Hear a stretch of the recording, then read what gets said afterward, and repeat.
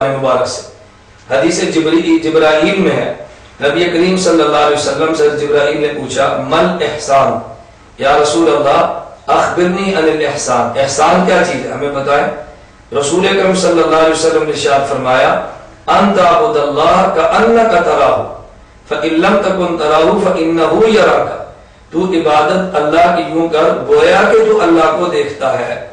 اب اللہ کو دیکھنا اور بات ہے اور گویا کہ اللہ کو دیکھنا اور بات ہے۔ تو نبی کریم صلی اللہ علیہ وسلم نے کہا انک تراہ فرمایا، اور اس پر کوئی فتویٰ نہیں ہے، ہمارا ایمان ہے کہ حضور اکرم صلی اللہ علیہ وسلم فرمایا بالکل سچ فرمایا۔ حضرت حسان بن ثابت رضی اللہ تعالی عنہ ارشاد فرماتے ہیں وَأَحْسَنُ مِنْكَ لَمْ تَرَ قَطُّ عَيْنِي وَأَجْمَلُ مِنْكَ لَمْ تَلِدِ النِّسَاءُ خُلِقْتَ مُبَرَّأً مِنْ كُلِّ عَيْبٍ كَأَنَّكَ قَدْ خُلِقْتَ كَمَا تَشَاءُ كَأَنَّكَ قَدْ خُلِقْتَ كَأَنَّكَ قَدْ خُلِقْتَ۔ نبی پاک صلی اللہ علیہ وسلم فرمایا ان تعبد اللہ کأنک تراہ۔ حضرت حسان رضی اللہ عنہ فرمایا وَأَحْسَنُ مِنْكَ لَمْ تَرَ قَطُّ عَيْنِي، حضور آپ سے خوبصورت میری آنکھ نے نہیں دیکھا۔ وَأَجْمَلُ مِنْكَ لَمْ تَلِدِ النِّسَاءُ، آپ سے خوبصورت ماں نے پیدا ہی نہیں، ماں نے جنا ہی نہیں۔ خُلِقْتَ مُبَرَّأً مِنْ كُلِّ عَيْبٍ، آپ کو تمام عیوب سے پاک پیدا کیا گیا۔ كَأَنَّكَ قَدْ خُلِقْتَ كَمَا تَشَاءُ، گویا کہ آپ یوں پیدا ہوئے جیسے آپ چاہتے ہیں۔ اب اگر حسان رضی اللہ عنہ فرماتے آپ یوں پیدا ہوئے جیسے آپ چاہتے ہیں تو معنی اور ہوتا، اور آپ کو یوں پیدا کیا گیا گویا کہ جیسے آپ چاہتے ہیں تو معنی اور ہوا۔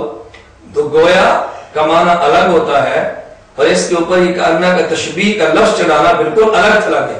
میں اس لیے گزارش کر رہا تھا کہ توصیف الرحمان جہاں پہ دجال ہے وہاں پہ کذاب ہے اور وہاں جاہل بھی ہے۔ علمی دنیا سے ناواقف شخص ایسی باتوں پہ اعتراض کرتا ہے، وگرنہ علم رکھنے والا بندہ ایسی باتوں پر اعتراض نہیں کرتا۔ جبکہ دیگر احادیث سے مبارکہ پہ غور کیا جائے تو نبی کریم صلی اللہ علیہ وسلم کے بارے میں تو یہاں تک بھی احادیث نبی کریم صلی اللہ علیہ وسلم نے یہاں تک ارشاد فرمایا ینزل ربنا، اللہ رب العزت آسمان دنیا پہ اترتے ہیں، اور پھر فرماتے ہیں حل من مستغفر اغفر لہ۔ آپ کوئی تعبیر تو اس کی بھی کریں گے نا، اگر یہ کہیں گے خدا عرش پہ ہے پھر اترتے کیسے ہیں؟ اگر ینزل ربنا کا معنی کریں گے تعبیر کے ساتھ تو مستوی علی العرش کا معنی کیا ہوگا؟ اگر محمد طارق جمیل صاحب دامت برکات میں یوں فرمائیں گویا کہ خدا اتر کے یوں فرماتا ہے، تو آپ نے کہا مستوی علی العرش والی صفت کے خلاف ہے۔ تو جب نبی پاک صلی اللہ علیہ وسلم فرمایا ینزل ربنا، اللہ آسمان دنیا پہ اترتا ہے، تو کیا پھر یہ حدیث مستوی علی العرش والی صفت کے خلاف نہیں ہوگی؟ جب نبی پاک صلی اللہ علیہ وسلم اللہ رب العزت کی ذات کے بارے میں ارشاد فرمائیں کہ جب بندہ میرے پاس ایک ہاتھ آئے تو میں ایک اس کی طرف ذرا آتا ہوں، بندہ میرے پاس ذرا آئے میں چل کر آتا ہوں، بندہ چل کر آئے تو میں دوڑ کر آتا ہوں۔ تو رسول اکرم صلی اللہ علیہ وسلم حدیث بیان فرمائی۔ اب آپ کہہ دیں کہ حدیث پیغمبر بھی استواء علی العرش والی صفت کے خلاف ہے۔ قرآن میں مستوی علی العرش ہونا اور حضور فرماتے ہیں کہ اللہ بندے کے پاس آتے ہیں، آپ اس کا کیا جواب دیں گے؟ نبی کریم صلی اللہ علیہ وسلم نے فرمایا اللہ بندے سے قیامت کو فرمائیں گے میں بیمار تھا تو تو نے میری عیادت نہیں کی، فلم تعودنی، بندہ کہے گا یا اللہ میں کیسے آپ کی عیادت کرتا؟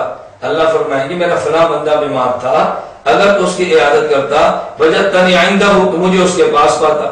تو پھر کہو یہ حدیث مبارک بھی استواء علی العرش کے خلاف ہے۔ تو صرف اتنے جملے کو مستوی علی العرش والی صفت کے خلاف کہہ کے یوں کہنا کہ یہ توحید صفات کے خلاف ہے، یہ کم علم شخص کذاب اور دجال کسی فرمان جیسا شخص ہی کہہ سکتا ہے، وگرنہ اصحاب علم ایسی بات نہیں کہہ سکتے۔ اللہ رب العزت تمام احباب کو اس دجال کذاب اور جاہل آدمی کے شرور اور فطروں سے محفوظ رکھے۔ للہ و انا الیہ راجعون، لا حول ولا قوة الا باللہ۔ میرے نبی سے پوچھا گیا اے اللہ کے نبی آپ نے اللہ کو دیکھا ہے؟ کہا میں اللہ کو کیسے دیکھتا، وہ تو نور ہے۔ گرامی قدر سامعین و محترم ناظرین، توصیف الرحمان دجال اور کذاب نے مولانا طارق جمیل صاحب دامت برکاتہم اس جملے پر اعتراض کیا کہ مولانا فرماتے ہیں نبی کریم صلی اللہ علیہ وسلم نے اللہ رب العزت کا دیدار کیا۔ یہ کہتا ہے کہ اللہ رب العزت کا دیدار نبی پاک صلی اللہ علیہ وسلم نے نہیں کیا۔ میں کہتا ہوں حیران کن بات یہ ہے کہ جو مولانا طارق جمیل صاحب کا موقف ہے یہ موقف تو تفسیروں میں اور احادیث میں موجود ہے۔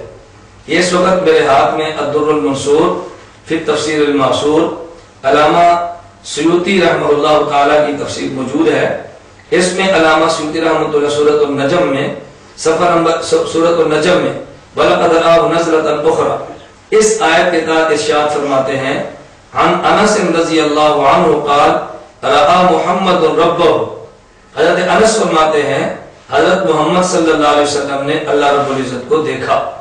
عن ابن عباس رضی اللہ عنہما ان النبی صلی اللہ علیہ وسلم رأى ربہ بعینہ. نبی کریم صلی اللہ علیہ وسلم نے اللہ رب العزت کو اپنی آنکھ سے دیکھا. عن ابن عباس رضی اللہ عنہما قال ان محمد رأى ربہ مرتين مرۃ ببصرہ ومرۃ بفؤادہ. حضرت ابن عباس رضی اللہ عنہما فرماتے ہیں نبی کریم صلی اللہ علیہ وسلم نے اللہ رب العزت کو 2 مرتبہ دیکھا. ایک مرتبہ آنکھ سے دیکھا اور ایک مرتبہ اپنے دل سے دیکھا. اور حضرت اکرمہ رحمہ اللہ فرماتے ہیں رأى محمد صلی اللہ علیہ وسلم ربہ کہ نبی کریم صلی اللہ علیہ وسلم نے اللہ رب العزت کو دیکھا. پھر آگے ابن عباس رضی اللہ عنہما سے مرفوع حدیث ہے, کہتے ہیں قال قال رسول اللہ صلی اللہ علیہ وسلم رأیت ربی میں نے اپنے خدا کو دیکھا ہے. نبی پاک خود فرماتے ہیں. اور ابن عباس رضی اللہ عنہما تو یہاں تک فرماتے ہیں اس حدیث کو امام نسائی امام حاکم نے نقل کیا ہے. کہتے ہیں اتعجبون ان تکون الخلۃ لابراہیم والکلام لموسیٰ والرؤیۃ لمحمد صلی اللہ علیہ وسلم. اے لوگوں تم اس بات پہ تعجب ہے کہ اللہ نے حضرت ابراہیم کو خلیل اللہ بنایا, حضرت موسیٰ کو کلیم اللہ بنایا اور حضرت محمد صلی اللہ علیہ وسلم کو اللہ کو دیکھنے کی نعمت عطا فرمائی ہے. کیا تم اس بات پر تعجب ہے؟ تعجب ہرگز نہیں ہے, ہم اس کا اعتقاد رکھتے ہیں. تو یہ جو مولانا طارق جمیل صاحب نے فرمایا یہ مولانا طارق جمیل صاحب کا ذاتی نظریہ نہیں ہے, یہ صحابہ کرام رضی اللہ عنہم اجمعین کا بھی نظریہ ہے. میرے ہاتھ میں کتاب ہے الخصائص الکبریٰ علامہ سیوطی رحمۃ اللہ علیہ کی. اس میں جلد اول صفحہ نمبر 267 پہ امام سیوطی رحمہ اللہ حدیث نقل کرتے ہیں, کہتے ہیں اخرج احمد بسند صحیح عن ابن عباس رضی اللہ عنہما قال قال رسول اللہ صلی اللہ علیہ وسلم رأیت ربی عز وجل. نبی پاک صلی اللہ علیہ وسلم نے فرمایا میں نے خدا کو دیکھا. واخرج الطبرانی فی الاوسط بسند صحیح. حضرت امام طبرانی رحمہ اللہ نے اپنی اوسط میں سند صحیح کے ساتھ نقل کیا ہے. ابن عباس رضی اللہ عنہما فرماتے ہیں انه كان يقول ان محمد صلی اللہ علیہ وسلم رأى ربه مرتين مرۃ ببصرہ ومرۃ بفؤادہ. نبی کریم صلی اللہ علیہ وسلم نے 2 مرتبہ اللہ رب العزت کا دیدار فرمایا, ایک مرتبہ دیدار اپنی آنکھ سے اور ایک مرتبہ دیدار اپنے دل سے. تو حضرت مولانا طارق جمیل صاحب دامت برکاتہم نے وہ موقع بیان کیا جو صحابہ کرام رضی اللہ عنہم اجمعین کا تھا. ہم تو پہلے ہی عوام کی خدمت میں گزارش کر چکے ہیں کہ توصیف الرحمان دجال اور کذاب اس قوم کا نمائندہ ہے کہ جو قوم اصحاب پیغمبر صلی اللہ علیہ وسلم کو حجت نہیں مانتی. پھر یہ صرف اصحاب پیغمبر کا موقف نہیں ہے بلکہ سند صحیح سے میں نے آپ کی خدمت درس کیا کہ خود نبی پاک صلی اللہ علیہ وسلم بھی ارشاد فرماتے ہیں رأیت ربی عز وجل کہ میں نے اللہ رب العزت کا دیدار کیا ہے. حیران کن بات یہ ہے کہ مولانا کے موقع پر تفسیر بھی ہے حدیث بھی ہے. تو میں کہتا ہوں توصیف الرحمان دجال اور کذاب کو اس نے بار بار کئی موقع پر یہ کہا کہ مولانا حدیث پیش کریں, مولانا دلیل پیش کریں. ہمارے پاس 2 ہی دلیلیں ہیں, اللہ کا قرآن, نبی پاک صلی اللہ علیہ وسلم کی حدیث. ان سے بات کریں گے اہل حدیث کا بیٹا مان لے گا, اس کے علاوہ بزرگوں کی بات کریں گے اہل حدیث کا بیٹا نہیں مانے گا. اس اہل حدیث کے بیٹے کو چاہیے کم از کم اپنے موقع پر یہ بھی تو حدیث پیش کرے, کوئی حوالہ یہ بھی تو پیش کرے. بغیر حوالے کی حدیثیں پیش کرنا اور بغیر حدیث پیش کی اپنا موقع پیش کرنا مولانا طارق جمیل دامت برکاتہم کے موقف کے خلاف جہاں جہاں پر تم نے اعتراضات کیے اس کے خلاف تمہیں بھی حدیث پیش کرنی چاہیے تھی. یہ بالکل ایسی ہے کہ جیسے حجت اللہ فی الارض رئیس المناظرین حضرت مولانا محمد امین اکاڑی نور اللہ مرکزوں کے پاس ایک شخص آیا, اس نے کہا کہ مجھے اہل حدیث مولوی کہتا ہے کہ تمہارے بہشتی زیور میں مسائل قرآن حدیث کے خلاف ہے. حضرت فرمایا کہ جب وہ غیر مقلد آئے نا اسے پکڑو, بہشتی زیور رکھو. اسے کہنا یہ پہلا مسئلہ ہے, اگر یہ حدیث کے مطابق ہے حدیث دے دے, اگر حدیث کے خلاف ہے اگر اس کے خلاف حدیث دے دے. ایک مسئلے پر حدیث پوچھ لو, آئندہ یہ اہل حدیث تمہارے پاس نہیں آئے گا. میں کہتا ہوں تو قاری فرماتے اہل حدیث نہیں آئے گا تو پھر اہل حدیث کا بیٹا توصیف الرحمان کیسے آئے گا؟ ان کے پاس میں تو نہیں ہے. تو چاہیے کہ آدمی خود بھی تو حوالے پیش کرے، خود بھی تو حدیث پیش کرے، محض دوسرے آدمی سے حوالہ جات اور دلائل کے مطالبہ ہی نہ کرتا رہے۔